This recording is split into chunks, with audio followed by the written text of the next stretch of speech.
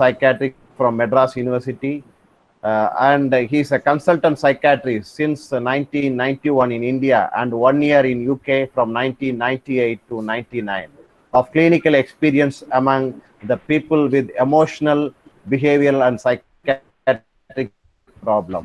And he is associate member of Indian Psychiatric Society and his professional training. Kindly, Kulandai Sami sir, kindly turn off your video. Kindly turn off your video, please. Turn off your video, please. Dear participant, kindly cooperate with us. Please don't, turn on your video and microphone. Yeah. And his professional training. So he was trained in a cognitive behavior therapy by Alan Davidson, a cognitive behavior therapist at the Department of Clinical Neurology, Institute of Neurology, National Hospital for Neurology, Neurosurgery, Queen Square, London, in the year 1998 to 99. And he has attended several courses to say few dementia and neuropsychiatry in National Hospital, Institute of Neurology, Queen Square, and basic clinical audit course in Northwick Park and St. Mark Trust, London, and Indo-UK workshop on epilepsy at ITC Park, Sheraton, Chennai, basic research methodology at International Epidemiological Conference, Malaysia, and advanced research methodology course conducted by King's College London at the National Neuroscience Institute, Singapore. And to his credit, he has presented 17 papers and in workshops also. And to his credit, he has 15 publication, very excellent publication of Oxford, SAGE, Indian Journal of Gerontology, Indian Journal of Psychiatry, Journal of Geriatric Psychiatry. So such a, almost a very good publication she has, and he has been an excellent in TV shows, mainly in TV shows, Mane and Raj TV channel, Jaya Plus Live channel, and Sun TV channel also. So thank you, sir. So thank you for sparing your valuable time with our participants for this joining us for this webinar.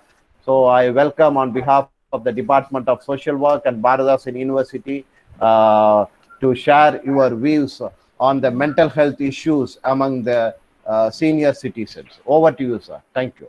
Thank you very much. And I'd like to start my webinar thanking Dr. Gangadharan, who is my godfather, and Professor Ilango for this very important webinar on focus. Elders, in many ways, are a very special population. Particularly for COVID, they become much more special because they are very vulnerable group to start with. They have high vulnerability towards contracting COVID virus, because of which they are prevented in many places. Normal shopping malls do not allow them. Even normal shops do not allow them. But in the West, there is a specification for elders not to attend any of the small gatherings. So in other words, we are asking. The second thing is they have various comorbid conditions. They have diabetes, they have cardiovascular, which means they are extremely vulnerable to get the illness. Once they get the illness, socio-political issues start. That is, if there are two people, one 80 plus patient, another 25 plus patient with COVID virus, preference is given to the younger person. The elder person is denied of the ventilator, and in places like India, a ventilator is a very expensive deal in the private sector. They charge 1.5 lakhs per day. For 1 day, they charge 1.5 lakhs. So you can imagine how many people can afford it. And when there is preference, then automatically youngsters are given. So this may even be a kind of death sentence for many elderly people. So the fear of contracting the illness would be very high because of all that they read, all that they hear, and also the trauma of being alone in a private ward where nobody would walk in. Even doctors don't walk in because there is nothing for them to do on a regular basis. Only if they run into breathing difficulty, then they are given respiratory support and then they are kind of taken out of it. So they not only develop anxiety, it can also be traumatic for elders. I want to present the whole presentation in the background of various things that social workers can do, even during normal circumstances, much more now. So my focus is going to be more on a very generic view of what social workers can do to make a big difference in the lives of elders.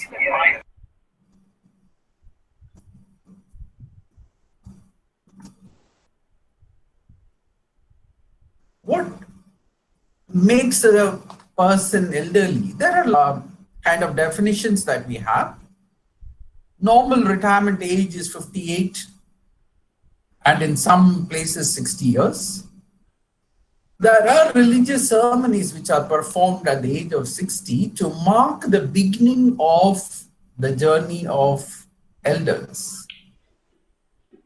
The 1982 World Assembly on Aging declared 60 as the cutoff, but we have different cutoffs we use for research. For retirement, there is a cutoff. For religious ceremonies, there is a cutoff. So like that, there are different cutoffs.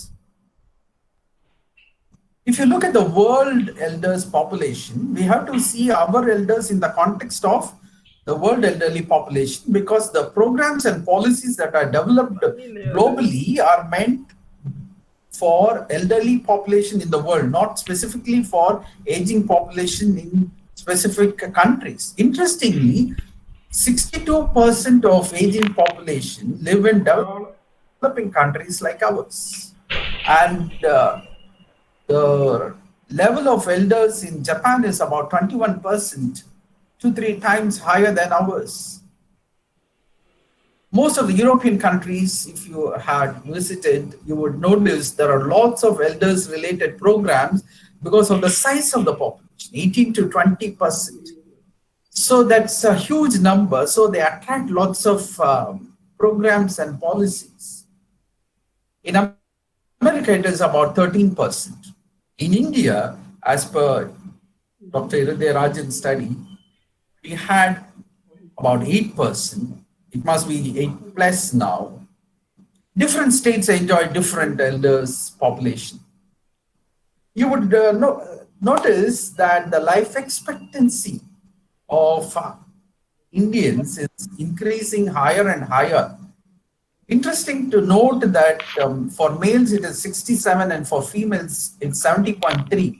Always females outlive males, probably due to genetic factors, their lifestyle. They are very able and they kind of switch over to a family life and then to a retired life far better than males who enjoy high positions in office and then find it extremely gruesome to cope when they have to sit at home or read the newspaper, talk family things.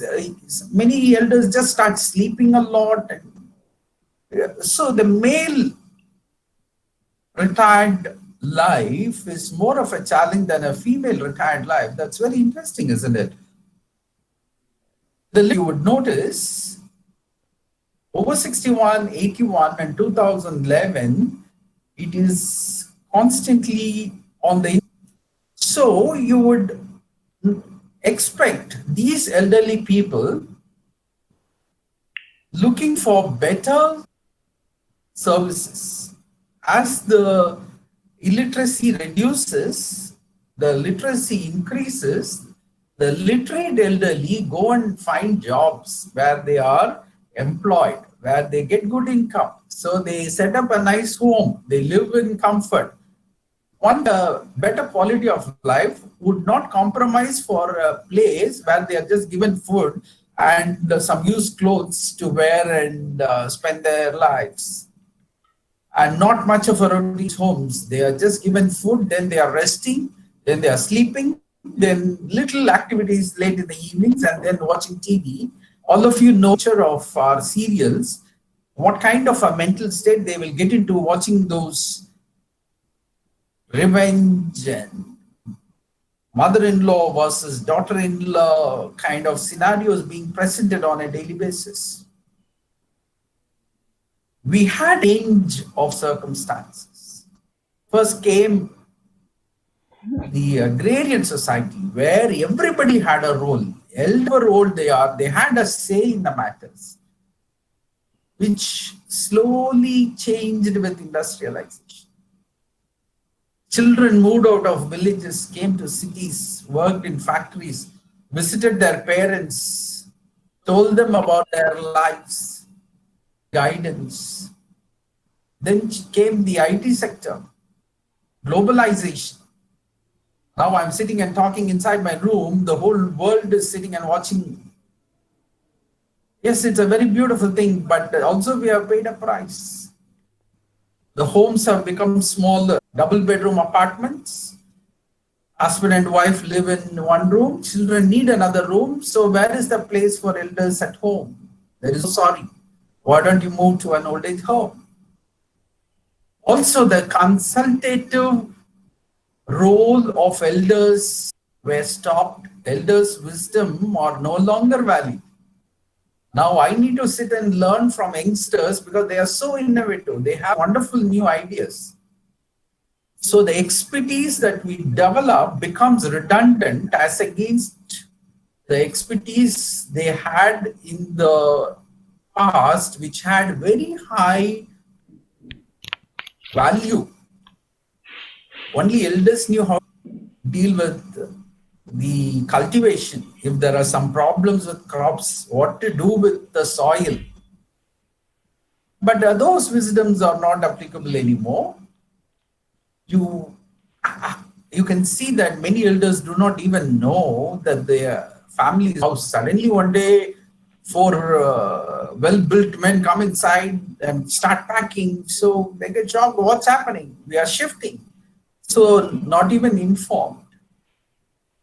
Medical advancement, I told you the life expectancy is over and above 60, 67. Now it's become 70. So it just keeps increasing like that. We have increased life expectancy. But have we reduced the illnesses that affect the elderly? Certainly no. They suffer from diabetes mellitus, which leads to organ complications. They can have cardiac problems. They can have cerebrovascular issues.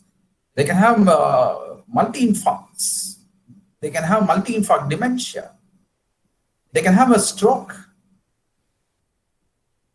They can develop arrest. They can have what we call as myocardial infarction, locally called as heart attack. Interestingly, if you go to a hospital, they will thrombolize you and do an angioplasty, and you are back in action. You can drive your car, you can climb steps, just go and do whatever you were not able to do the last 5 years. So that is the level of medical advancement. So what is happening is we are extending lives, we are treating certain illnesses very effectively, but certain illnesses we are not able to have control over. The medical advancement has absolutely no control over. So what is functional loss, disability with mobility, disability with vision. Imagine you are 85 plus, can't hear, and there are not many people who are happy to talk to you, and you have poor vision. How are you going to manage? Even if they are going to within a family, unless it's a very loving, supportive family, it is a challenge. And not many people have very loving families where everybody is involved in the care process. Of course, there are many families who do that. I'm not saying there aren't any at all. But the fact is, it is becoming less and less. The social fabric is changing for the elders. Men and women have started going for nobody at home. So they are very vulnerable for crime-related activities. Lots of crime we see in the newspaper. Much worse, they are being raped. Elder women are being raped by drunken men. So they have become extremely population. As a special population, we need to focus a lot on multi-dimensions.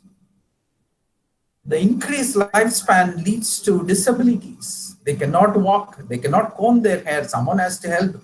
Many people can't even get out of bed. So once they are confined to bed, what happens is the risk of mortality increases.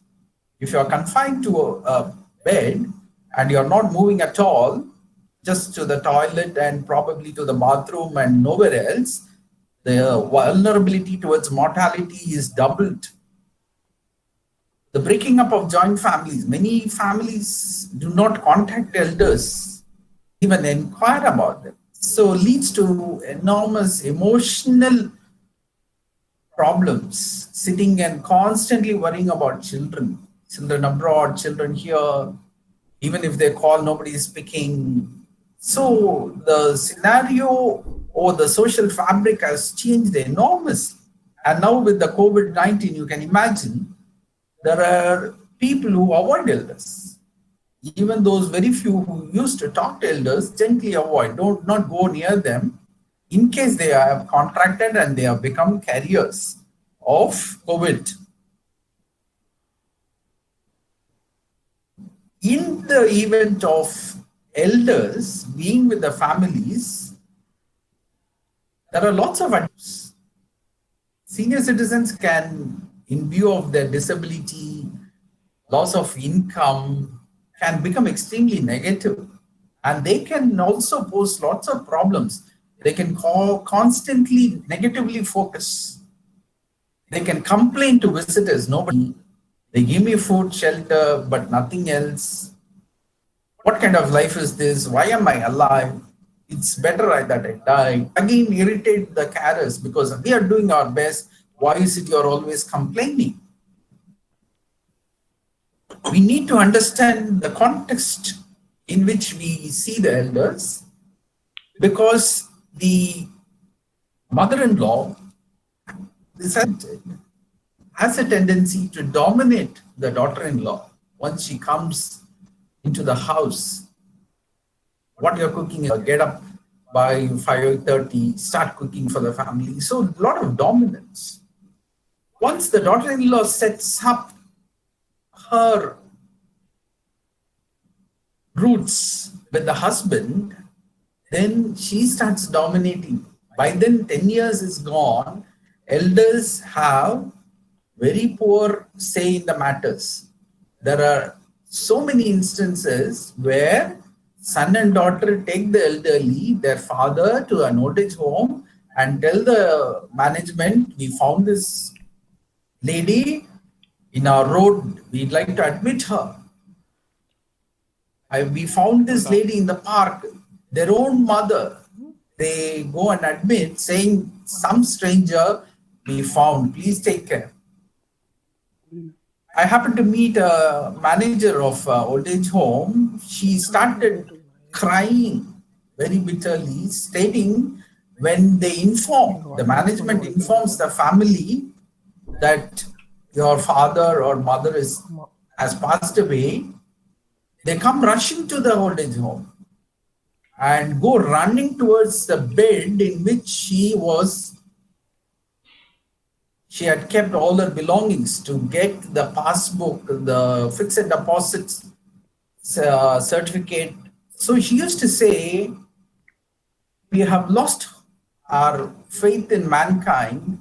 Instead of going and seeing the body, they go running to see the papers. there is loss of system to educate these elders. When the daughter-in-law comes, please do not dominate. Please do not be overcritical, because this will turn against you. There is no one to counsel how from day one they have to be well adjusted if they have to live together for a long time. About 80% of the daughter-in-laws who come to see me complain that they cannot live any longer with their in-laws. Literacy brings employment opportunities. Government services entitle pensions, but private sectors, unless they had saved properly, unless they had invested properly, they will not be able to sustain their old age. Many elders, I really don't know what they lack. They invest all their money on the wedding, if not on the education. Now it is a common trend for middle-income families to send their children abroad. Very expensive. In places like UK, when I went, it cost about $22,000. Now it would cost about $30,000. 30,000 into 82. So you can imagine the kind of investments. And if when they come back, will they be earning money in lakhs? Certainly no. They would be on par with others who had education in Indian institutes, but of course premier institutes. So the kind of financial planning, nobody goes and tells them, sir, when you're 80, you need at least 5 lakhs in your bank account in the event of medical illness. Financial implications have day-to-day effects. Elders reduce the medication. If a person is diabetic and if they are given, say, galvesmet is a bit expensive, they'll simply take half of the dosage. What they are risking themselves towards degenerating illnesses. Hypertension, if they reduce the medication because no one to get the medication or they don't have the money, then they are not going to enjoy good health. Develop a stroke. They may spend, instead of spending 5,000 for hypertensive medication for 1 year, they'll spend 5 lakhs on an hospital admission. Intensive care units now charge a lot. So it's almost like penny wise, pound foolish. They try to save on money, or they don't have money to buy those medications, so end up with higher complications. There are lots of elders financially dependent on their youngsters, and not many youngsters are financially well off to fund. And now with COVID, a lot of people have lost their income. Businesses have lost income considerably. They are abandoning dogs, they are abandoning their vehicles. So they are on a give up mode. God knows what is going to happen to elders who are in such homes, because sometimes food is not given to them. If food remains after the family eats, the family meaning husband, wife and children eat, do this. You may be surprised, will this be happening at all? Definitely it happens. Otherwise, they are given 2 loaves of bread with nothing. I went to a house where the elderly man was eating idli with sauce. Even an American may not try that combination. He was eating idli with sauce, 2 idlis with sauce, unimaginable. I don't even want to try to see this.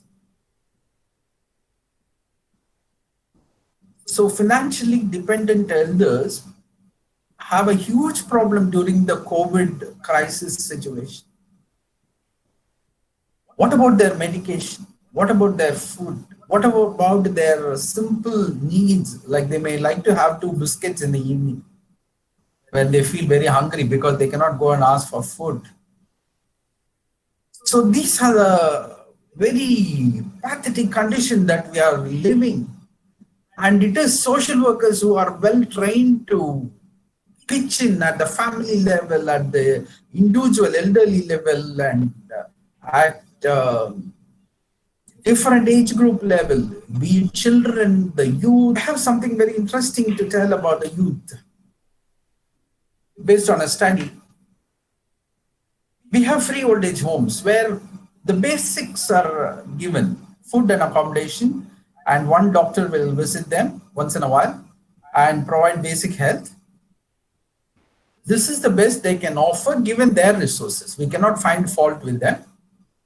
They may not have a routine, like in the morning, some kind of group interaction, in the afternoon, some kind of recreational activity. You would notice in old age homes, elders are not there voluntarily. They have been forced into an old age home, so they are living with lots of regrets. There are lots of elderly who go and greet the postman when he comes, expecting a letter from their children. When did they get the last letter? It was 6 years ago, 7 years ago. But every day they go and inquire, have I got a letter? Every day they go and inquire. So social workers can play a very bridging role between the family and the elders. I strongly believe that each old age home should have 1 or 2 social workers who look into various matters of the elderly. Then we can reduce the conflicts. Constantly elders are fighting with each other. We can reduce the emotional burden that they carry of not seeing their children. All that a social worker has to do is make a call to the family, invite them, facilitate some interaction without conflicts once a month or once in 3 months, because they have not seen children for years together. So that's something the social worker can facilitate. I'm sure this will happen in the near future, where social workers are employed or social workers are volunteering for old age homes and doing this facilitative process. Because many old age homes have very limited, less trained staff. So we need to provide professional work.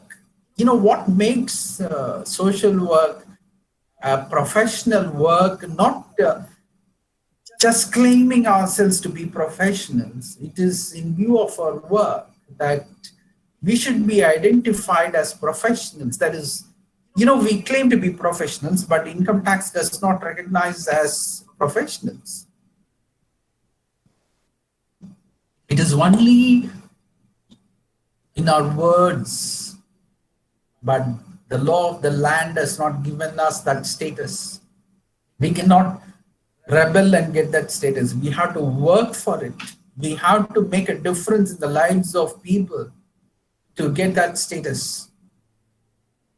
Of course, we have paid old age homes where the deposits are huge and monthly fees are huge.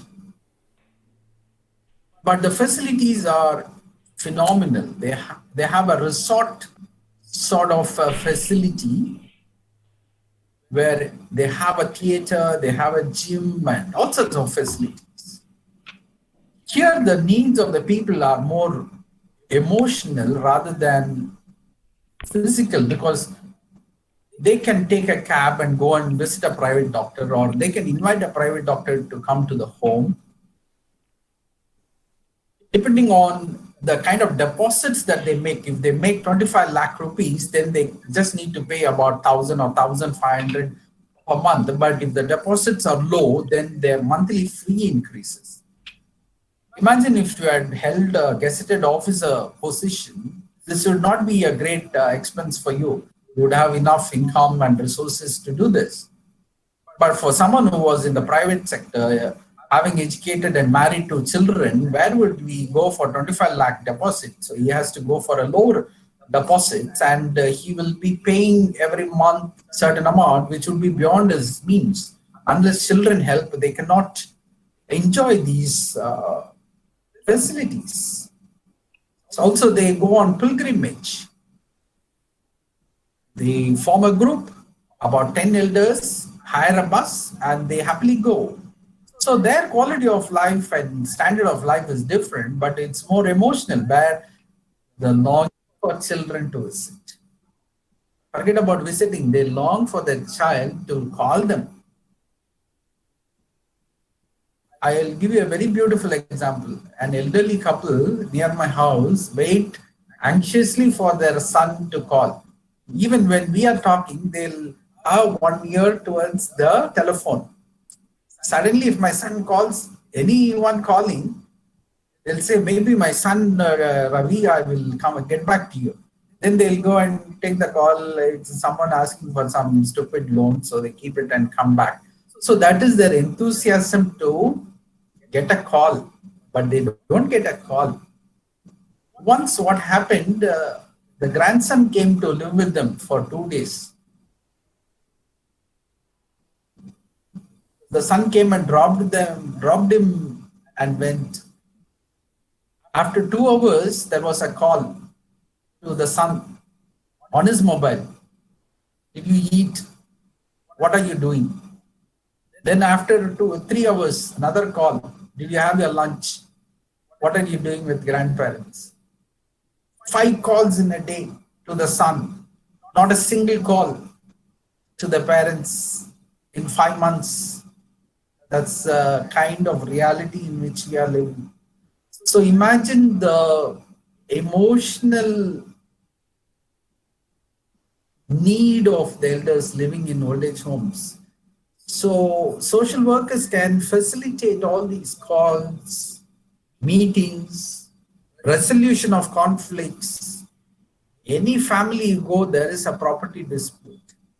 I think more than the comfort the property gives, property is very good source for splitting families.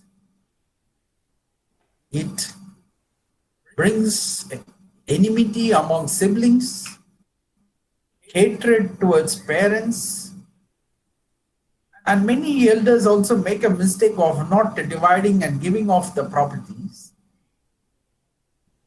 So there is lots of conflicts going on. I had to recently intervene for a family in Europe because the son told the mother, this is what he told the mother: I don't know when you will die, till such time do I have to wait. You seem to be having very good health and you are taking care of your health. I don't think you are going to die very soon. So what am I going to do for the property? Do I have to wait till you die? Ladies and gentlemen, it's not a very nice thing to hear post-retirement, sitting at home, son saying, when are you going to die? So these are some of the concerns of people in paid old age homes. They have the money, but they are not happy. People in free old age homes, they don't have the money, they don't have the people, so their problems are double. It's not less. I'm sure somebody must have covered all these, but I want to quickly cover for those who may not be very familiar. In 1982, the year of elderly was declared. We celebrated that. I'm sure people like Dr. Gangadharan were instrumental for this.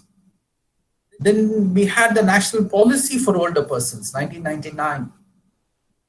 Then we had the Maintenance and Welfare of Parents and Senior Citizens Act, 2007.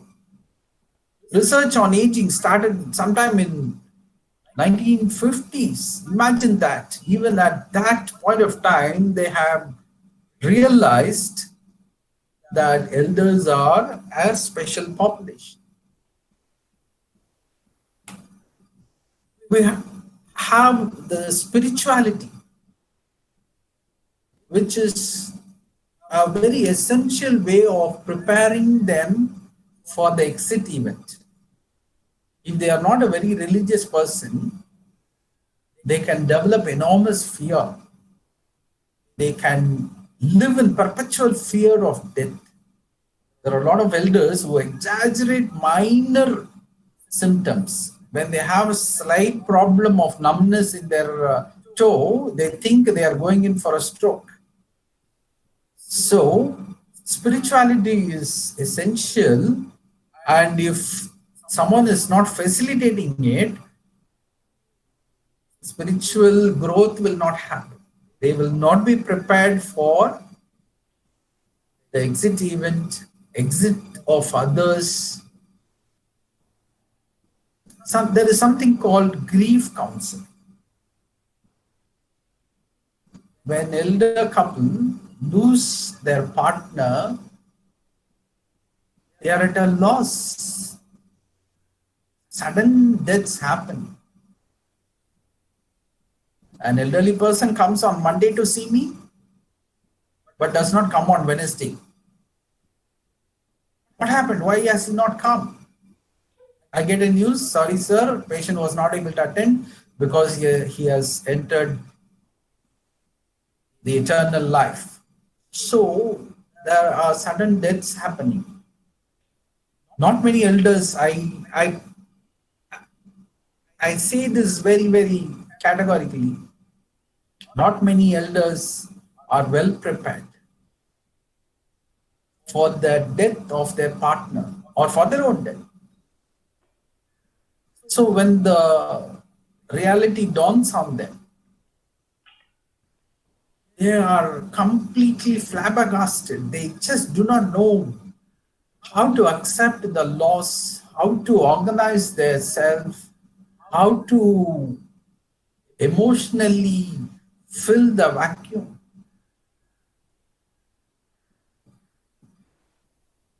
This can lead to depression. This can lead to multiple adjustmental issues. They can even become violent because they may find the children not very supportive, not very encouraging, not very forthcoming in their love and affection. So it's a situation where elders are clueless how to cope with the problem. So counseling, particularly grief counseling, will help them to cope. If there is no counseling, in 3 months' time, they'll get into depression. And depression will make them vulnerable for cardiac problems, cerebrovascular incidents. They can develop a condition called dementia. Those who are depressed are at high risk because they are completely shutting off all the inputs through the ears, through the eyes. They may not read anything. They may simply shut off from the world, and that can cause permanent damage to the brain cells. And that can set off a progressive deteriorating condition called Alzheimer's disease. And all of you will know there is no treatment for Alzheimer's disease. It takes about 4 to 12 years for the family to be involved in the caregiving process. Elders, if you give them food, they will not know that they have to eat. When they go to the bathroom, they may simply play with the water, not knowing what they need to do with the water. So someone has to help them, and progressively the caregiving need would increase, and they would require 24/7 assistance. And you can imagine what kind of workload that will give for someone who is working, coming home, and also have to take care of the elders. And if an elder has a condition like dementia, you have to bathe them, you have to feed them, you have to make them lie down. They will have what we call a sundown syndrome. Around the evening, they will say, I want to go home. Take me home. The family will feel very puzzled. What do you mean, take me home? This is your home. But for them, because of the degeneration of the brain cells, where they lived when they were 10 years old is their home. So they may be thinking of their childhood home. So many people come with innovative things like taking them out for a round and bringing them back. bringing them back, and that would help the elders to get over the thought of getting back to their home. Elders have rights. I don't know how many of us know the UN has declared the rights of the elders. They have rights for food, water, shelter, clothing. They have right for good health. They have right to have some income. Based on this only, we have this reverse mortgaging. When we had the problem of children taking over the properties and abandoning the elders. So we have this beautiful facility called reverse mortgaging. They have the right for family support. The family cannot just abandon them and be at peace or holiday at Maldives. Now the present law entitles even arresting the child who is refusing to take care of the elders. You cannot abandon them and just lead a guiltless life.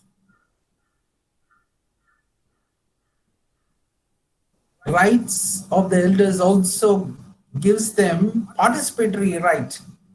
They have the right to participate in policy making, in well-being related issues. Recently, when we posted the poster about the seminar in the Facebook, a friend of ours wrote nice aging experts. I think he has been seeing us the last 10, 12 years, but what he actually meant was experts in aging. So those of us who are involved in the process of developing policies are getting old. Of course, I think we need to acknowledge that. They have the rights for care. There are mobility issues. They cannot get up. They need care. So they need some kind of support for getting up, going to the toilet, taking bath. Rights of the elders also involves self-fulfillment, to go for recreational activities, to have religious activities. There is a patient of mine who likes to travel. So the son called from the US and inquired, why is it often you are traveling? So the lady very beautifully answered, I get my retirement benefits, I have my pension in which I am traveling. What is your problem? Why is it you don't want me to travel? He said, when I call, you're not there. Sometimes your mobile is inaccessible. That's how selfish man has become. Forget about your needs, forget about what you want, you be accessible, I will call whenever I wish. This is just a stray incident, but I'm just telling you this, that these crude things can also happen. So they have the right for cultural activities. Their rights for participation and self-fulfillment have been restricted under COVID. It is kept in abeyance till we have a vaccine, or if corona disappears on its own, God knows what will happen. They cannot participate in any activities. There are people who are drafting policies for the future, what we should do in worshipping places, what we should do in malls, what we should do in public gatherings. They are all hitting on the elders. Elders should be prevented from coming to these places and making others vulnerable. Rights of the elderly also involves dignity of human life, not just being alive, not just being given food and shelter. Elder abuse is so common. Elders are being beaten. I saw last night 2 videos. I thought I'll show it to you, but I thought it will be too distressing to see. Elders being completely beaten, thrashed by their family members. Not that elders are not causing any problems. They also do have various behavioral problems. They'll do exactly the opposite of what you say. If you tell them don't go out, be inside the house, it is coronavirus, risk, then they will, the moment you are not there, they will go out. If you tell them do not have ice cream, the moment you go for shopping, they'll go and attack the fridge and see what is there to eat. And they will only choose what they should not eat, the sweets, the ice cream, whatever that they have been asked not to do so. I think that's the nature of human beings. You ask them not to do something, then they are doing it. Even my students, whenever I ask them to read, they don't read. So the attitude of the youth towards the care of senior citizens. We did a study.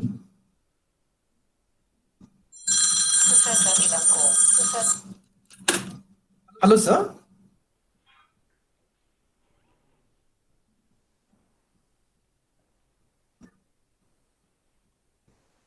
Sure.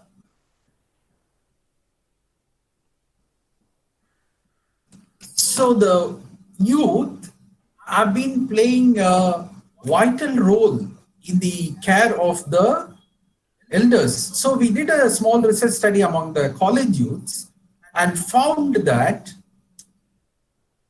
youth are very much involved in the care of the elders. They support them in communication, transport, supervising, toilet. So to conclude, elder care involves all age groups. So it is the social workers who can facilitate this process among all age groups according to their abilities so as to provide a good quality of life. Thank you very much.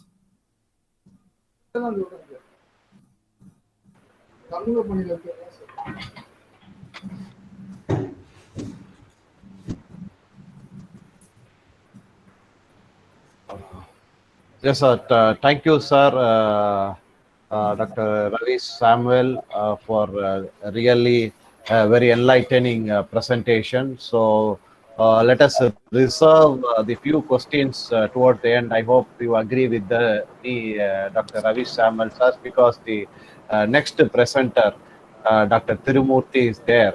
So now I request my colleague, Dr. N. Rajavel, to introduce the Dr. Tirumurthy. Very good morning to all. I am very happy to introduce Dr. A. Tirumurthy, Professor, Department of Psychiatric Social Work, National Institute of Mental Health and Neuroscience, Bangalore. National Institute of Mental Health, Neuroscience, Bangalore. It is an institute of national importance and excellence. Professor Dr. A. Tirumurthy did his master degree at Madurai Institute of Social Science, Madurai Kamarajar University, and he did philosophy degrees like master at NIMHANS, National Institute of Mental Health and Neuroscience, Bangalore, and a doctoral degree at NIMHANS, National Institute of Mental Health and Neuroscience, Bangalore. He also worked in various institutions in medical colleges like PSG IMSR, PSG Institute of Medical Science and Coimbatore, worked as a senior lecturer, and after that he joined in NIMHANS as an assistant professor, and he promoted as associate professor and additional professor and professor. Up to the head of the department. Sometimes he has guided 12 PhDs, out of 8 were awarded. 37 MPhil dissertation are also guided and awarded. 3 nursing dissertation also guided. He completed 10 projects through various funding agencies like ICMR and NIMHANS. He has publications in peer-reviewed journals, nearly 35 national and 35 international journals. His area in research: adult mental health, geriatric mental health, palliative care, suicide, and stress management. holding active professional holding member of various professional bodies like Indian Society of Professional Social Work. He is a member of life member of Indian Journal of Social Work, life member of Alzheimer and Related Disorder of India, Bangalore chapter. The World Association for Psychosocial Rehabilitation, International Association for Professional Social Work, Asia Pacific chapter, life member of Samja Haryada Ejalu Social Work Footprints. He will be sharing with us his expert opinion on the geriatric mental health care services. With this, I ask that you give for full attention.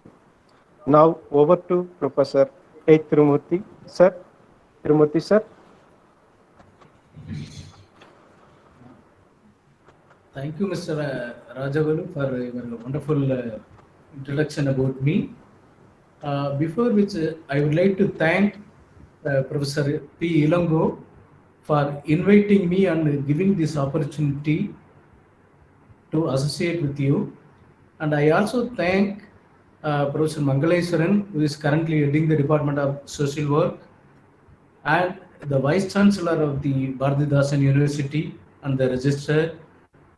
And I will be speaking about how the mental health is affected, what are the common issues, challenges due to COVID, and in the other general situations.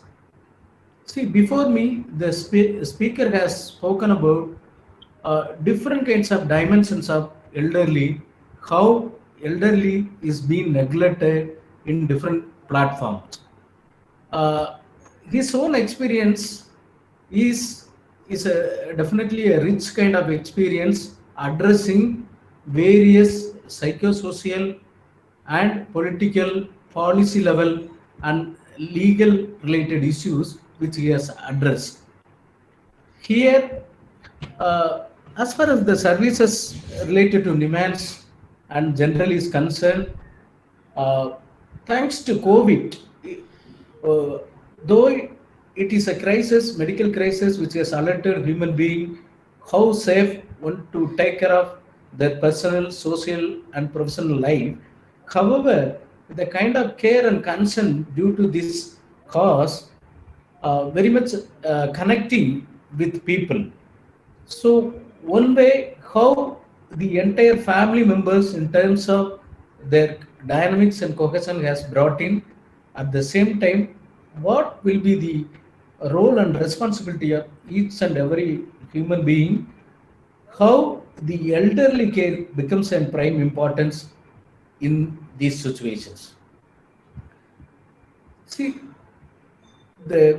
as far as the services are concerned, if you look at the demographic of aging population in India, almost 1.3 billion populations are available, and 10 million populations of elderly populations are there according to the Ministry of Statistics and Program Implementation. It is certainly expected to increase by 50% by 2050 as per the different studies being conducted in this area. See, if you look at the common concerns related to geriatric mental health is around 30% of them is suffering from some form of mental health concerns, particularly depression. In other such conditions also, delirium, dementia, loneliness, and other things.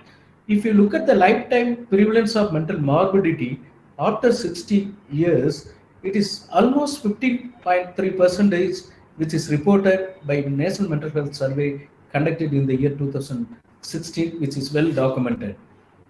See, the common mental disorders, if you look at various studies has been gone on, various systematic reviews and empirical studies have been conducted in this area to look at what are the common mental disorders is affecting geriatric populations. The studies show that anywhere between, you can see the huge range between 3.9% to 47% of populations are having depression. and every 1 in 7 person is completing suicide among elderly, and the depression is found to be major mental morbidity among the elderly with varied reasons. It may be due to increasing age, it may be female being a gender, economic dependence on family members, and the nuclear family, the disintegration of the joint family system, and the lack of support from the family members. These are the reasons by which the mental morbidity increases. The common geriatric mental health concern is one of the major main conditions, neurological conditions which is deteriorated, progressive, and which cannot be reversed back is dementia. The dementia is a major neurological condition which is striking anywhere between 0.8% to 6.7% in India. The anxiety disorders is concerned, it is ranging from 5.3 percentage to 21.3 percentage. The neglect, negative expressed emotions, and one fourth of elderly report some form of abuse from, it may be from family members, or it may be a society, or it may be from anybody. These are the geriatric mental health concerns as a professional social worker we need to look in. And the other conditions which is often spoken about in every situations, every platform, every forum, that what is the common concerns among elderly during these COVID-19 situations. How this prevalence is taken into account. If you look at the morbidity or the survey or the kind of information we are getting from different sources, unfortunately, the number of persons who has been affected or infected is relatively more compared to other population. Thereby, it is resulting in increased risk for hospitals. Because though it is affecting all ages of populations, but when aged person is concerned, the risk and other comorbid conditions are very vulnerable factor for them. So thereby it is either for COVID condition or it is due to other comorbid condition they are hospitalized. The risk associated with COVID condition as well as the other comorbid condition also is very much high compared to other age groups. So you can see the number of death has happened so far because of the any form of infections, particularly COVID related. It is the change of routine. See, all alone they may be involved in some family routine or their personal routine, engaged in some sort of activities. When sudden change in their daily routine activities, which becomes a difference for them, that makes them restless, violent, indifference with the family members. So that is one of the reasons they become violent with the family members. And the change of diet, we know understand that how it was difficult to get even the provisions though we had money, because lockdown, restrictions, social isolation, social distance, not only concerning the elderly alone, but also the person who is giving care to elderly, which makes them very much afraid to go, because of which they might have compromised some of the daily provisions in the menu itself. So they might think that why all of a sudden I am deprived of particular thing. For example, they might be having some fruits or some other diets because of non-availability or lack of provisions available, or the distance or the other kind of conditions they may not be able to supply.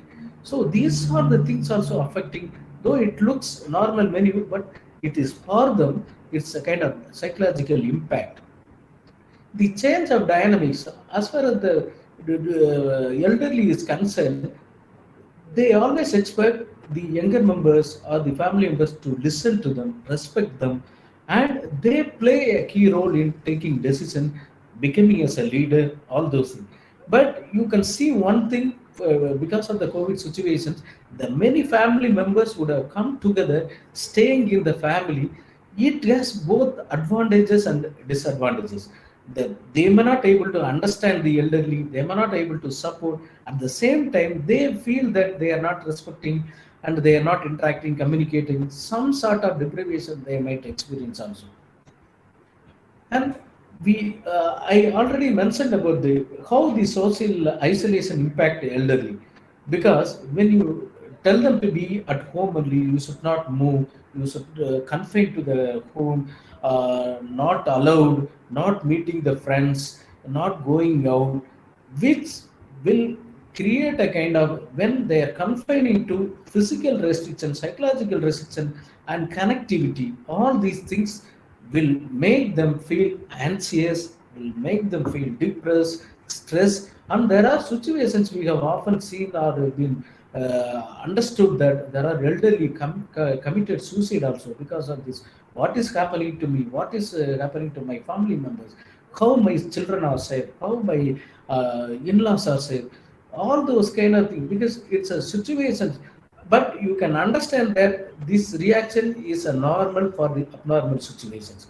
But however, the coping, the response, the emotional stability, the individual ability to withstand these kind of things because of the aging process, or they are unable to cope up, all these things will become a major breakdown in the mental health system.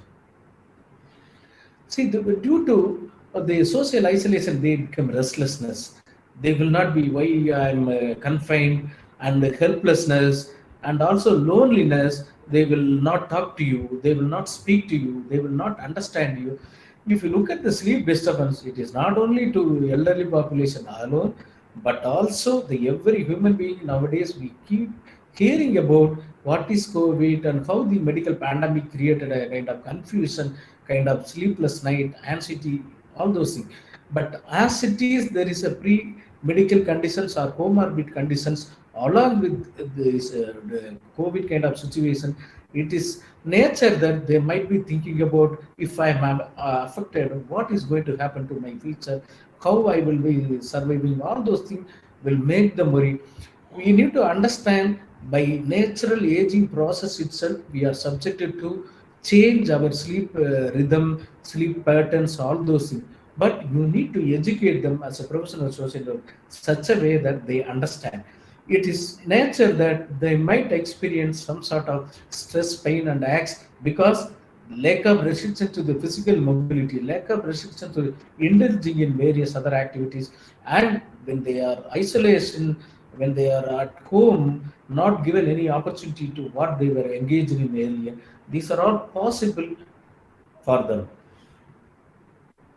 See, the special population and vulnerability, when you talk about the dementia, the major neurological conditions by which, because when a person is suffering from dementia, it is very difficult to make them understand, because the nature of the illness itself is a kind of remembering, difficulty in remembering, difficulty in thinking, difficulty in focusing attention, and the mental basic mental health functions, which is very much affected. So, as a caregiver, as a social workers, when you are trying to educate them, they may not understand. Sometimes the strange observation by them, your appearance of wearing mask, and asking them to wear mask, and ask them to sanitize, and asking them to distance. All those things will make them a different kind of look to them, by which, so you need to have a patience. You need to educate the family members, their difficulty, or they may not be able to understand, and slowly. But while treating, you tell the family members or the caregivers, while treating anybody with any kind of comorbid or medical conditions, always they should take care of all the precautionary measures for themselves, but also to the person who is receiving. It's the same kind of situation when a person is having severe mental morbidity, or already having major kind of illnesses. This is the situation. It is a very difficult, because the chances for dropping out the follow, chances for discontinuing the medication, the chances for not seeking medical help is very, very much possible. So what you need to do as a social worker, you need to connect them. You tell them that what was the previous follow, where have they done it, what is the number, they can connect with them. Now every services is available through digital platform. They can have a teleconsultation. Even Cinemas has recently launched a teleconsultation. It's going to be released shortly for everyone's utilization across the country. We are very happy to release that and make this opportunity to the fullest extent and serve the people. The elderly who are single, yes, the elderly who are single. Sir, is it audible to you? Yeah, yeah, proceed, sir. Proceed. Yeah, yeah. Because some interruption happened, that's why we are stopping. Yeah, yeah, we will look into it. Okay. Next.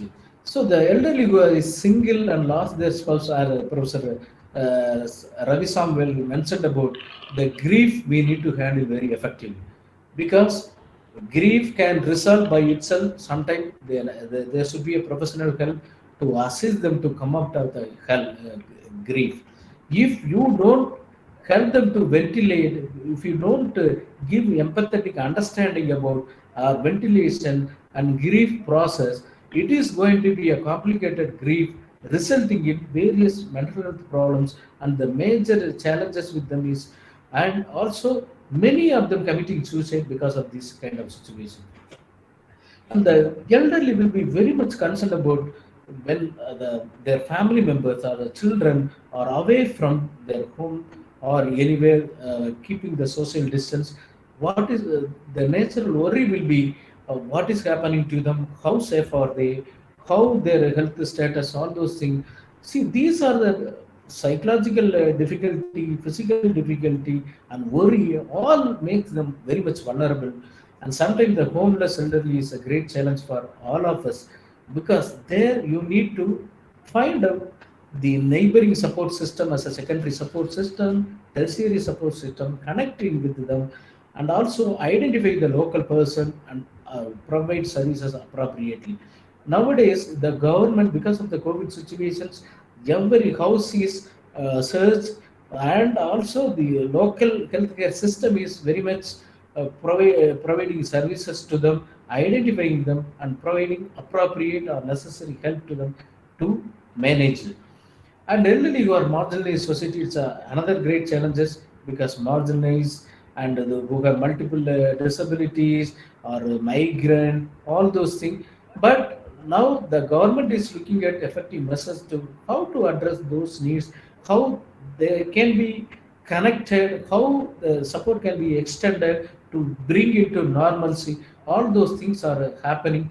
But elderly in rural and interior location with limited medical facilities also is a very much challenge. It's a great difficulty. We understand that, because lack of transport facilities, communication facilities, all those things.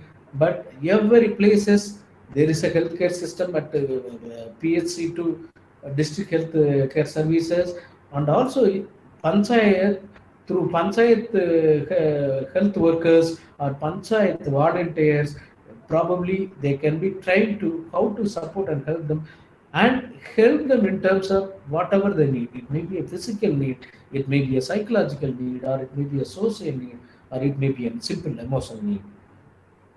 See, the various interventions one can think about, one can plan out, but there are plenty of interventions are available.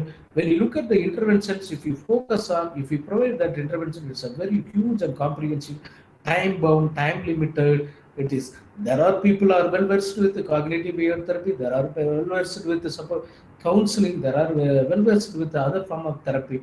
So whatever it may be, the simple form of support is support is a counseling, which, as you understand at MSW level itself, it's a helping process by which we are showing you empathy, ventilating, reassuring, and emotional compassion, that making them trust that somebody is available to help them. That is enough to establish a rapport. The relaxation technique, you know that various forms of relaxation techniques are available. Simple muscle relaxation technique, simple yoga, simple meditations, all those things it is possible. See, some of the elderly would have gone through the promotions of well-being courses, all those things, which probably you can suggest them to do at home, whatever the facilities available. Or if they don't, if they did not get any training, probably you can tell them some tips how body mind relaxation can be helpful in order to promote or enhance our well-being. Facilitating the social support, I told you how we can connect with other people. See, identify the resources, identify the personnel, identify the emergency contact. You always keep, and this is the situation one should be very careful about. You should not just ignore, and you should not just not understand the situation. You keep every possible helpline available with you, so that any kind of help you can seek and they will be ready to help. The crisis management, yes. Medical, it's a major pandemic, global pandemic, which created a crisis, which need to involve and timely help appropriately. The emotional first aid you need to provide, then the other secondary needs.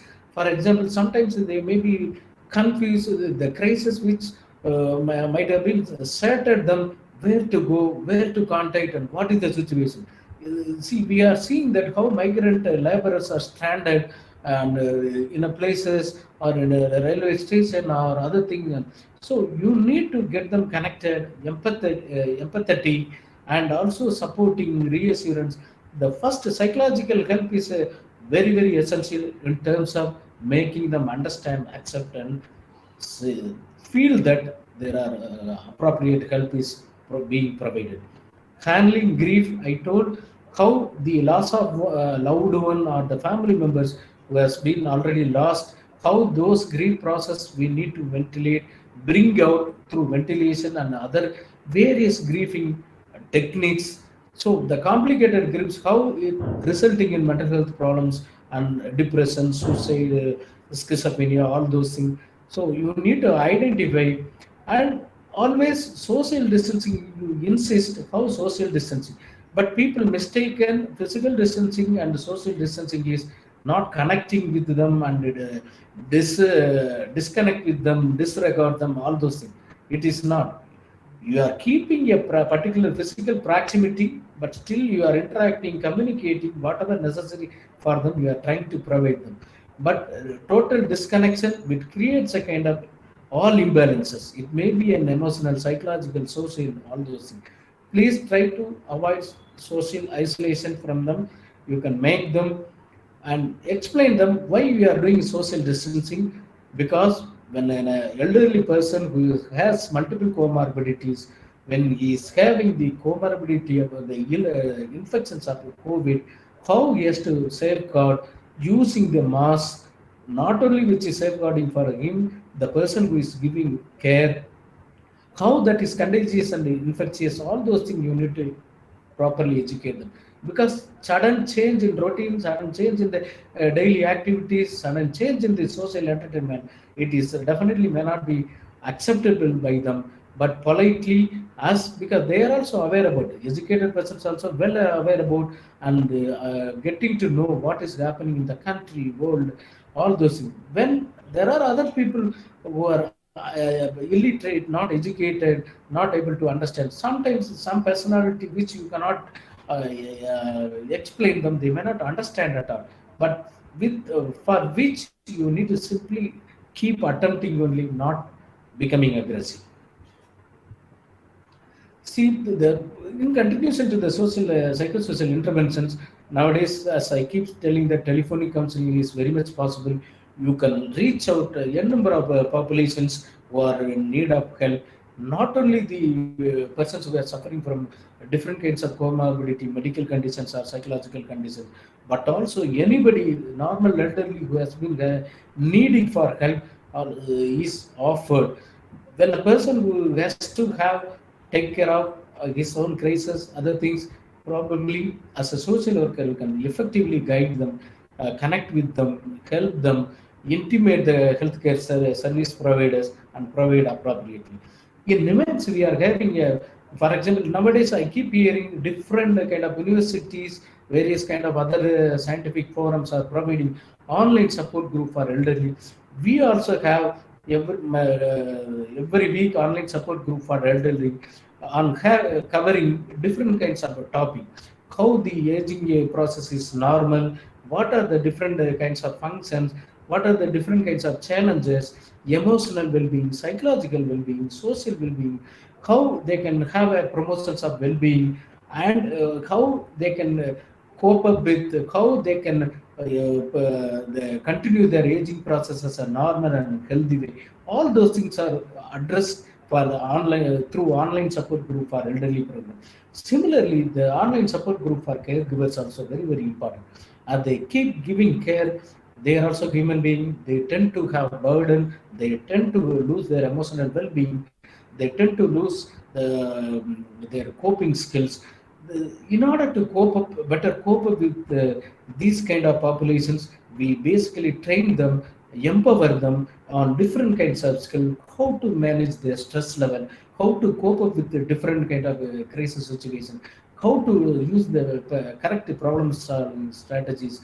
All those things are given, trained the caregivers to empower them, because as they keep giving the care, definitely they will become resilient to handle, to tackle any kind of crisis arising in the future. But at the same time, they are also a human being subject to experience other kind of mental morbidity like any other normal persons. It is so more vulnerable for them in terms of experiencing the depression, anxiety as a common psychological problems. Brief family therapy is essential wherever necessary. As a social worker, you need to find out how the family dynamics in normal situation or during the COVID kind of situations, because the differences which is happening among different members, because the members will have their own limitation in terms of their age, in terms of their understanding, attitude, behavior. When you are collectively dealing with the problems, each will have varied opinions. As far as possible, you try to educate them, make them, the simple thing you need to bring is a normalcy in the family.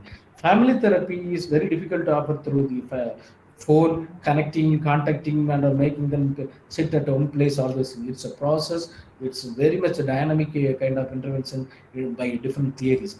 However, to make you understand, yeah, what is happening in the family, how each dynamics are playing for each maintenance of the family issues, that you need to address as a social worker. See, we very much understand about what is the common guidelines which has been given by the World Health Organization. The first and foremost thing is to ensure safety of elderly, provide support for elderly, and prevent physical and mental illness among elderly. See, these are the things. There are elderly who are subject to fall. There are elderly subject to confinement to bed. There are elderly physical and psychological and emotional abuse, and the illness, which all those things you need to ensure and properly or appropriately help them and guide them. See, one has to have solidarity with the elderly by listening and speaking them. I told you how empathetic understanding of any human, any person, empathetic understanding of the any relationship situations. It is more so with elderly. Elderly always will have worry, always will have anxiety, depression, and also their future, because as it is they have lived and they have seen the real world of, and what is going to have them uncertainty, fear of use the safety measures, because there are situations always people talk and share, discuss about the threatening messages. Once they an elderly getting infected with the COVID, it is a definite result of death or it is not so. There are many elderly who has been having physical morbidity, psychological morbidity, undergoing correct treatment, become very successful and won the COVID war. So I'm sure that the information which you provide make them, empower them, and gives a kind of courage to campaign. See, the basic kind of needs, whatever it applicable to human being is, the same is reiterated by WHO guidelines is food, shelter, medicines, and money to meet daily expenditures. And maintain healthy lifestyles. See, people say that a healthy style is just wearing good dress and having good infrastructure. All those. It doesn't mean. See, you need to have physical health lifestyle, psychological style, promotion of your emotional well-being, and engaging in whatever the pleasurable activities which makes you happy, which makes others happy. See, it is connected with the different thing, engaging in recreational activities, engaging in some other creative activities, helping others. All those things definitely a healthy lifestyle. You need to connect through other your own family members and other person, whomever your well-wisher. Now the very much for the digital phone is available. You can contact them, you can share them, you can Facebook, multiple kind of sources by which you can make yourself happy and encourage them. And for whatever the thing is, follow the daily routine and help them. And as far as possible, now everything is available. Make them whatever they used to have it in terms of protein, carbohydrates, vitamins, and other things. And whatever is available, this is the situation. We should be very careful and advise them to better cook or prepare at home itself a quality and better nutritious food, which makes them risk from any outside infection. And as far as possible, whatever the kind of facilities you have, try to stay active at home itself. What I suggested that you can collectively join together. You can probably a common agenda you can have. If somebody is infected, member is available, but we need to follow the safety precautions and other things. So the physical distancing, as I told, that doesn't mean that social isolation.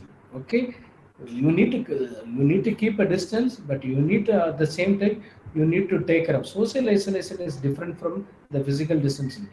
When you are going out, you need to keep the whatever the government guidelines is say. It is because to avoid or prevent or safeguard getting infection from thing. And the social isolation, when you have already so much other difficulties and going out and getting infected, not only getting infected for yourself but also for entire thing. See, for that there is a degree, postgraduate, doctoral level.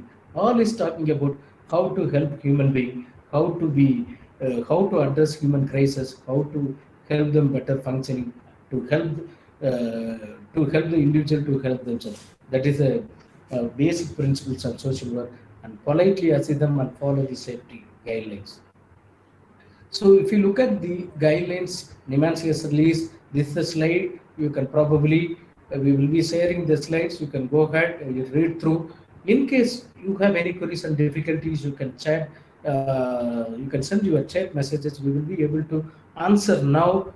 If want of time, if we are not able to answer to you, definitely we will be sending you mail or messages in the thing. So this is the guidelines which is being prepared by the demands and which is accepted by the health and family welfare, and the supporting guidelines also giving, and different methods by which the family can go cope with simple family rituals, getting prayer, collecting together, having meals. But always I keep reiterating that keep your social distance when somebody is infected or elderly, subject to all those things. Spirituality, see, spirituality is a wonderful kind of a process by which one can feel subjective happiness. And also the spirituality is it's been well proven, and coming the upcoming researchers are saying that when a person is having emotional well-being, definitely you will be able to cope with any kind of situations. Yoga, meditation, the importance of yoga and meditation, how it is connected in the context of crisis, emotional disturbances, and how one can make their psychological well-being into happiness by simple meditation. That importance is also there. Please read motivating messages and life experiences. As I told in the beginning, how an individual with the whatever the challenges, whatever the different kind of predisposing factor, that is a comorbid factors, still winning a war of COVID, you need to educate them and remember them. So refer wherever possible. When you are unable to help them, you are unable to find a person, connect with your network and appropriately refer. Sometimes the easily reachable district helpline number will be there, taluk helpline number will be there, and local healthcare system may be available. See, the police contact is very, very important in terms of crisis. And in this time of COVID situations, the number 100 is highly useful. The police persons are working very hard to serve people, and they are available, reachable. They are taking. Sir, you are not audible.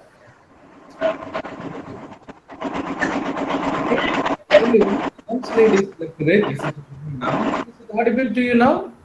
Yeah. Yes, sir. Yeah. Yes, sir. So please seek help because each state, each district has different kinds of helpline number. You try to get those number and whomever wanted to seek help from you and appropriately help. In conclusion, I would like to say that always your personality matters than anything else. Because when somebody is in need of help, how the empathetic understanding, your supporting help, your emotion, the listening skill, kind of concern, the like love and affection you show, that makes them very much happy. And dear friends, it is a challenge, medical challenge, it is a crisis, but every crisis, for every problem, there is a solution. You always, we will definitely come out of this crisis and we will have a ray of hope soon to win this COVID war. I am sure this may be an informative kind of session, and I thank one and all for your active participation and listening. And I thank Mangaleswaran and Professor Ilangovan once again for giving this wonderful opportunity to interact with you. Thank you, sir. Thank you so much. Uh, Thank you, Professor Tirumurthy, for a lucid presentation covering the entire spectrum of the mental issues. So let us, without taking much of the time, let me put one or two questions because actually we are now 1 o'clock, right? So let me just kindly, I will put one or two questions to the Dr. Ravi Samuel and Dr. Tirumurthy, so that you can just reflect on the few questions that is being put by the participant. Sir, there is one question: how to handle death anxiety among elderly relatives when there is a hesitation from both the sides to talk about it openly? Is there any manual or relevant reads on the topic?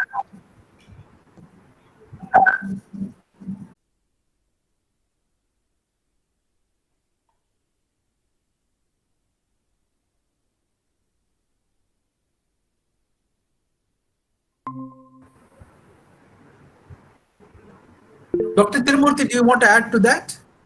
Yes, sir. I understand there are the right help is first and foremost to seek professional help if somebody is very much anxious about their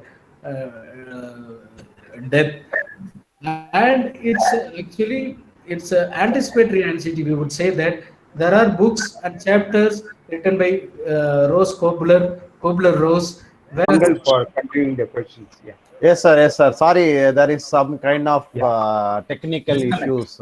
So we don't, yeah, disconnected internet facility, sir, because the questions. I think if you have in the chat box, you can just see a few questions over there.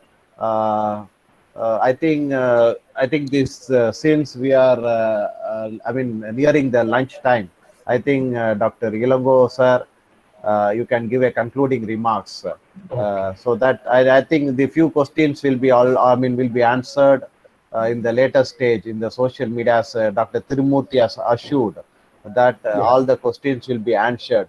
And also we have having a lack of time also now. Dr. Ilango sir, you can just proceed with your concluding remarks, please. Sure, Mangal. Thank you so much, Mangal. So I also don't want to take much time considering the fact that we have already overshot the time limit. But I just want to highlight a few points throughout the session. First of all, both the speakers made excellent presentations. I thank Dr. Ravi Samuel and Dr. Tirumurthy for delivering such wonderful talks. And you covered almost the whole range of issues relating to geriatric mental health, not just from a clinical point of view, but also from a social point of view. So what I found in Dr. Ravi Samuel's presentation was a kind of a social mindset, the social pathology he was talking about. He was focusing more on the social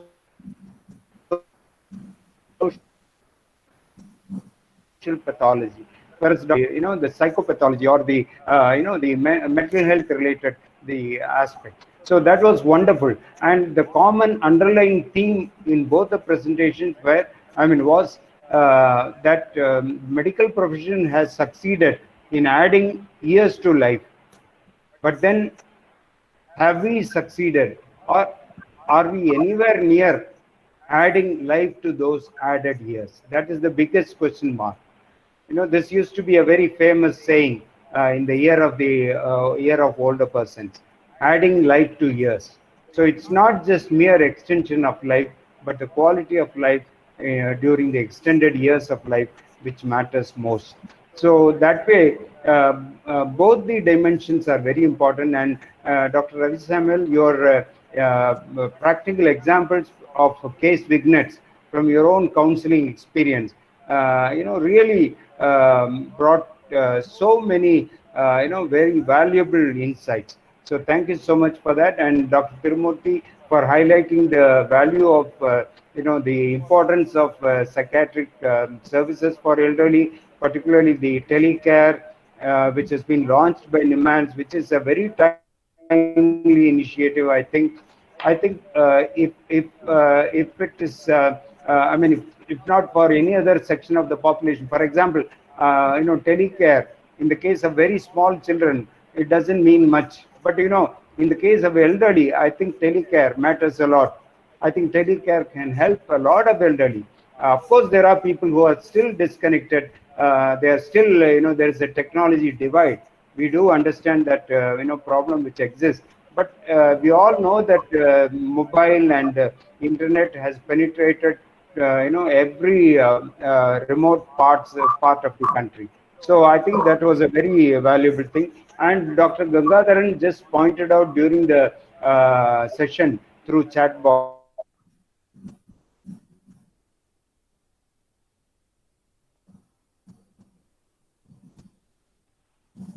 percent to 47%. It is always a fascinating. I mean, it's even though it has a.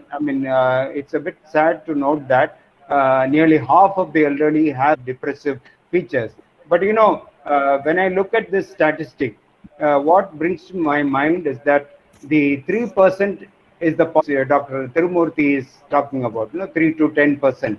Because in psychiatric morbidity, we normally expect around 10 to 15 or 10% people with mental health problems to be having severe mental illnesses which require hospitalization or treatment by a professional team.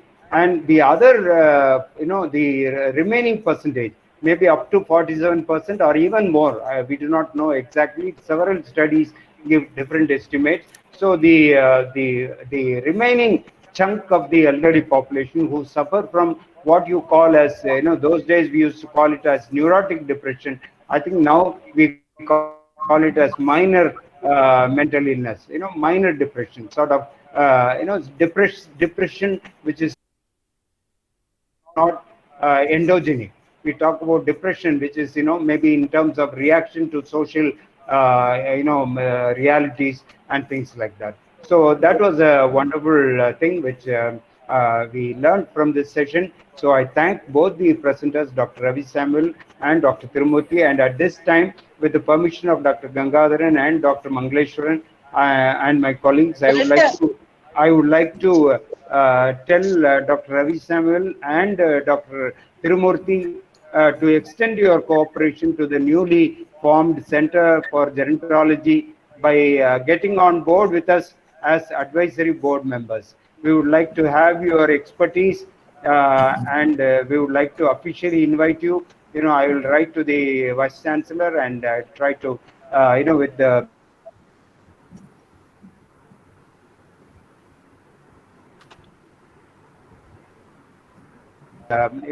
mission of the Center for Gerontology. So thank you so much once again, Dr. Ravi Samuel and Dr. Tirumurthy, for accepting our invitation and giving us wonderful, inputs. Thank you so much, sir.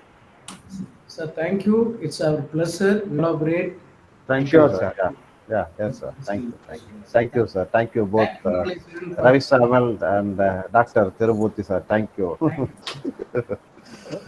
Thanks so much, sir.